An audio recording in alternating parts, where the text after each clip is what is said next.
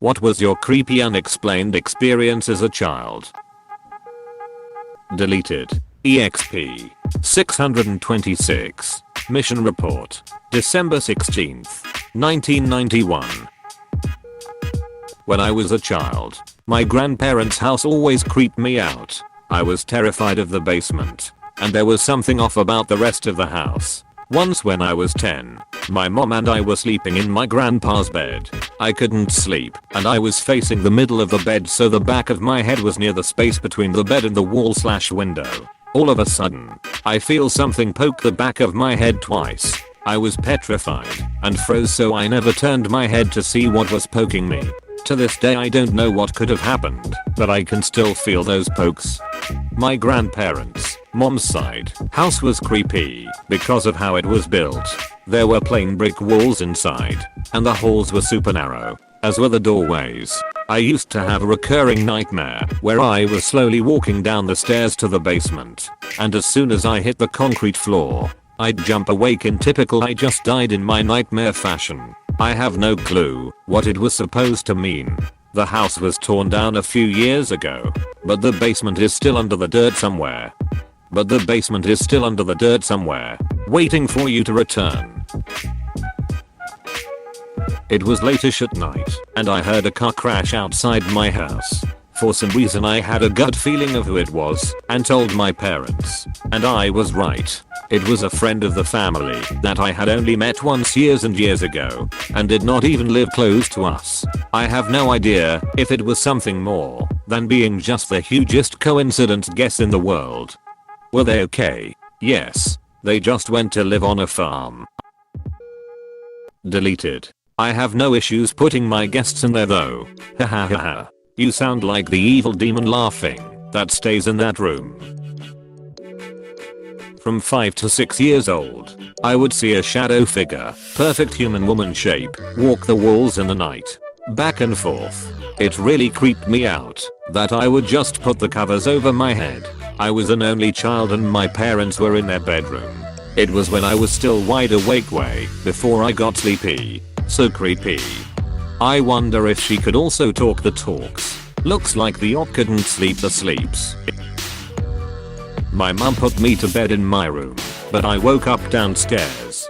I thought it was a dream, but some man picked me up when I was almost asleep, carried me downstairs, and put me down on some blankets between a sofa and chair. I was quite young, so my parents still had a safety gate. My dad wasn't in work nights then, and my mum was asleep, so no one knows how I managed to get downstairs. I can still remember this now, strangely. Similar story here. I remember one night my parents tucking me into bed, and I remember falling asleep. I even remember waking up from a dream laughing that night. It was a good dream, but some point after that I woke up in my backyard laying in my shed. The creepy thing is we had an alarm system that would make a loud ring whenever a door opened in my house. I never heard it go off, and neither did my parents or siblings. It was impossible for me to get out of the house that night without waking up my entire family. My family was quite shaken by this, and it scares me till this day. Have you seen the movie Dark Skies? Because this sounds exactly like the movie Dark Skies. Haven't told this one in a while. I was young. 5 to 7. Somewhere in there. I was sleeping in between my parents for whatever reason. I woke up. I remember the clock reading around 4 a.m. There was something standing by the window, looking out into the front yard. It looked like a man in a brown wool robe, about 6 feet 4 or so. I started to stir and sat up in bed, and the thing turned and looked at me. Dear God, that face. Extremely pale white skin, lots of really pronounced wrinkles, and the face drooped like it was melting down into a really pointy chin. Almost similar to a scream mask, but with all of the features of a living being. Its mouth was hanging open, and its eyes were wide, almost like it was worried or frightened. It kept its gaze on me while it moved away from the window, in front of the bed, and out the open bedroom door. The second it exited the room, the lights turned on their own, and both of my parents jumped up on either side of me, breathing heavily like they'd both just woken up from a nightmare. To be clear, I was fully able to move during this. I don't think it was sleep paralysis, but I'm not sure what it could have been other than some kind of demon or really ducking ugly ghost. I've never seen it since, but I can still picture it clear as day. Damn, now I'm too scared to continue in reading this thread. The threads that always get me are the night shift workers ones. Ones like these, I'm totally down for. Because I can get under my covers and ghosts disappear carrot yeah carrot totally carrot works.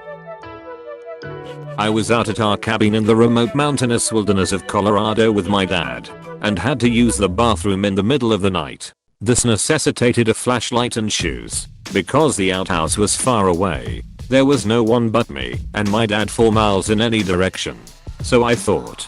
I suddenly heard voices in the distance and stopped in my tracks. It seemed to be coming from my right. Deep in the woods in the middle of nowhere, a 1/4 mile from the road. Being 11 and unafraid of the world, I foolishly yelled, "Who's out there?" There was silence for a few seconds. Then a shouted string of profanity so vulgar it terrified my virgin ears. I stood stock still for a moment like a terrified rabbit, but heard nothing else. So I ran back to the house and woke my dad up. He got up, loaded his gun, and turned all the lights on. But we never heard another sound. To this day, we have not seen or heard another person within 15 miles of the cabin. Edit. Typo. Imagine going for a midnight walk in the deep dark woods and hearing a small child's voice where there shouldn't be one. I'd nope the duck out of there too. That's the shit horror films are made of. Seriously, they were probably just some asshole teenagers wandering around and drinking because they thought they were alone, horsing around, and all of a sudden they hear a small child's voice come out of nowhere like it was a horror movie, got scared, and ran. And probably told all their friends not to go to that part of the woods because it's haunted by a dead kid. A lot of times if you look at these responses from the other side, they are just as terrifying to the person who scared the opus. I bought a few small things from an estate sale once when I was 9 or so, and I swear I would find them rotated slightly, 30, 45, every now and again. My mother had these porcelain bells shaped like milkmaids. The bells were under the skirts. Weird ornamentation, I know. My mother was rather anal about decorations in general and blamed me for moving them often. I just assumed it was our cat, so I started keeping an eye on them and moved them back if they were out of place. One night I snuck downstairs to watch TV. I casually checked the bells. When I picked up the remote, they were all facing the right direction, approximately center of the room as they should. A few hours later I hear a bell. I swatted in that direction assuming the cat was playing with the bells again. I realized immediately the cat had been asleep in my lap and all the maids were now facing the walls. I didn't sneak in any late night television for a while after that. My wife inherited her grandmother's fine china when she passed away a few years back. I put up an ice cabinet in the corner of the living room which we put some of it in on display, and come the next Christmas draped a few decorations near and on the cabinet. Nothing would stay up on it though. Tinsel and the like would all fall down. She never was the biggest fan of Christmas.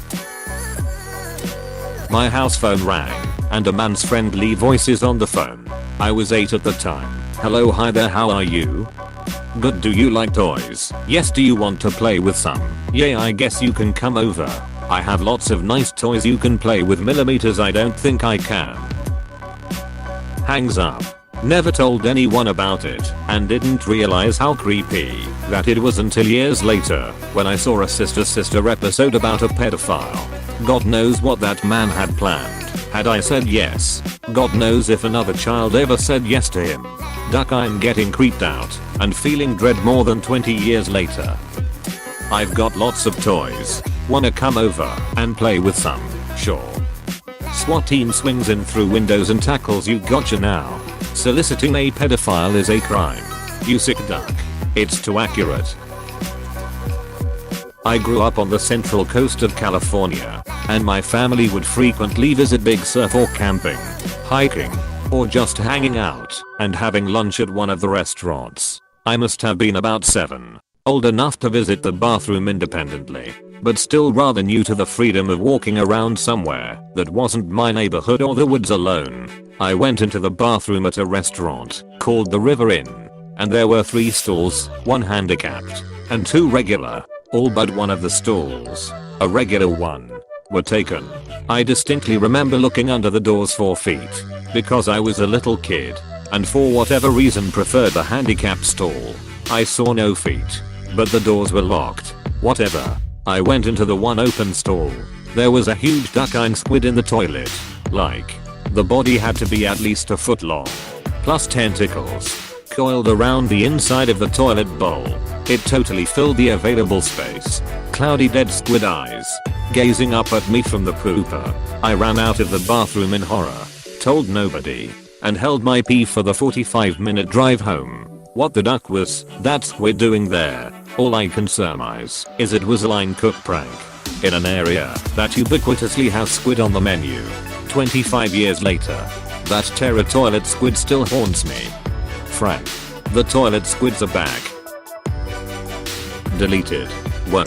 That's creepy. I'm gonna close my window now.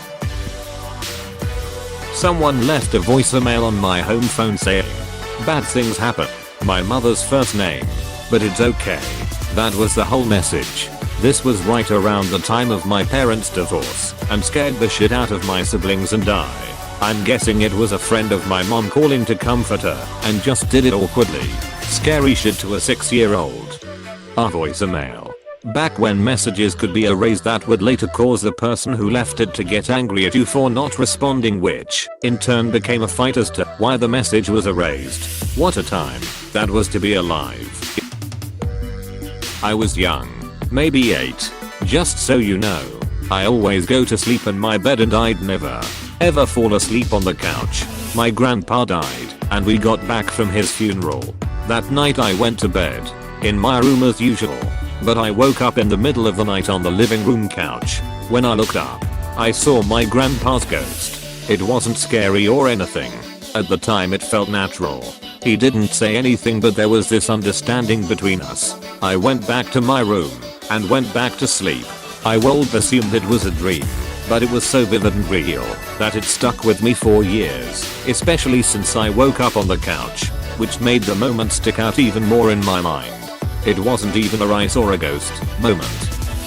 It was just a weird vivid memory that seemed so normal at the time that I didn't think anything strange of it. When I was about 20 I told my mom that story and she said, "Was it the day of his funeral? Because I saw his ghost that night too." That ducked my shit up. Edit. Typus. Wow. Your mom saw him too? If you don't mind telling me, how did it duck your shit up? Because that sounds like a lovely story to me. He wanted to see you and your mom one last time. It bespeaks a lot of love. I guess I was freaked out after the fact because I never believed in ghosts. I'm a very scientific person. Even though I had this very clear, unexplainable memory, I kind of explained it away in my head. The way my mom described him was exactly how I saw him. Not scary but serene/natural. My mom said his appearance gave her closure. When my mom found out I saw the same ghost, she was very happy. I guess it validated her memory knowing it was actually him. After learning this, we had a good night together reminiscing about him. You're right. It was a very sweet and special moment. About 6 years old at the time, and we were at an old cemetery where my mom was trying to find an old grave of a relative. She couldn't remember where the gravestone was and was standing still and looking around. While she was standing there, I suddenly felt compelled to run off in a certain direction. I kept running among the headstones until the feeling to stop came over me. I came to a stop in front of a headstone and looked at it to find that it was the headstone of the person my mom was looking for.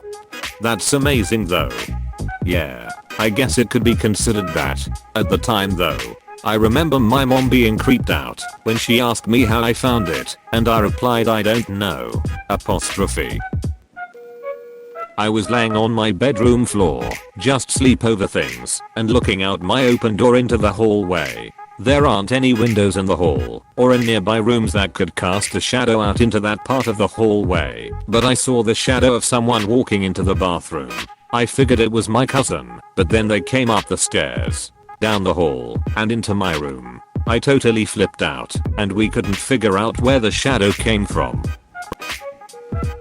When I was little, I had one of those Minnie Mouse plushes, with the cute costume and the big open-mouthed grin. I even had a studio portrait taken with it that turned out beautifully. Well, I woke up one morning and was just lying in my bed, looking over the edge of my bed at my toys scattered on the ground. All of a sudden, as I was looking at my mini doll, it started talking. It made almost a hissing noise. Then it started whispering my name. Frozen. I watched as the doll's open mouth slowly shut. I ran out of the room as fast as my little feet would carry me. My parents dismissed it as my imagination until I showed them the doll's permanently closed mouth. We went back and looked at the studio portrait. The doll's mouth had been open. It would not come apart now, no matter how hard we pulled. I don't know what happened. Maybe I'll never know. But I didn't touch that doll again. It wasn't as friendly looking with a closed mouth. Edit. Lots of you are asking to see the studio portrait. It's at my mother's house. I'll have to stop by and get it. Hang in there. Show us the portrait. I was about 7 and my brother was 13, and we still shared a room. I was always afraid of the dark when I was a kid. Periodically I would wake up in the night and call for mom to come and turn on the hall light to be used as a night light, much to the enjoyment of my brother. One night in the middle of winter I woke up, and right before I called out for mom I noticed there was a man on the deck that was on the other side of the wall from our bedroom. I froze. I was totally freaked and tried to scream, but I could only make this high-pitched squeaking sound. The only thing I could do was cry.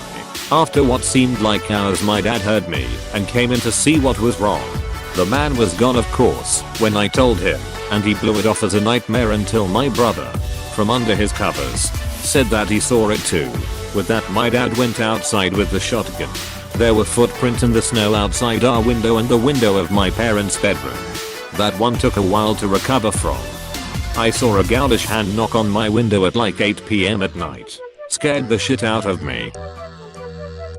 Hey, thanks for watching, and don't forget to subscribe.